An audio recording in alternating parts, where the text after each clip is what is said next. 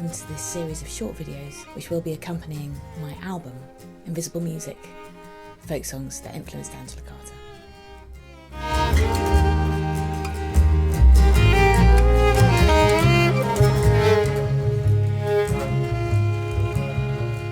In this video, I'm going to pair together tracks 4 and 5, Jack Munro, and a short extract from Carter's short story, The Bloody Chamber.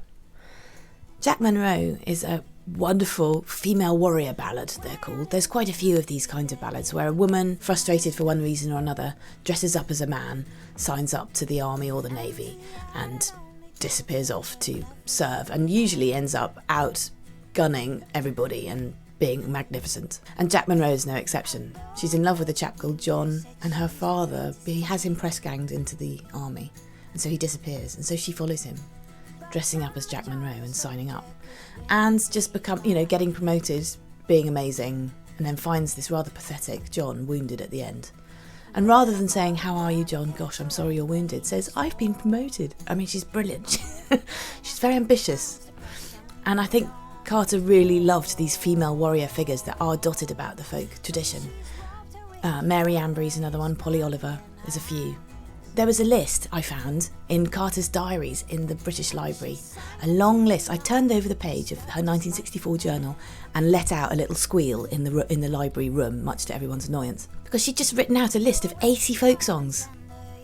And I guess if you didn't know folk song, you wouldn't necessarily know what this list was, but I recognised it straight away.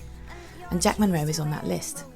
And there's a funny theme of female, warrior, resistance, agency running through the songs that she's chosen for that list. It's not clear what the list really is. It's not her repertoire.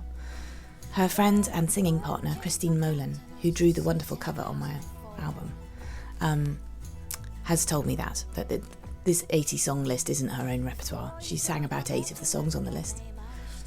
So it's something else. It's a list of interest, maybe, songs that she thought were interesting.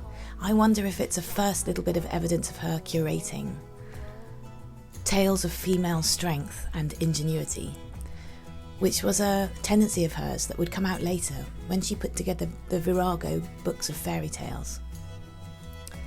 She picked stories, tales that had brilliant female characters who were able to win the day. And I wonder if this very early list might be an early example of her collecting these stories.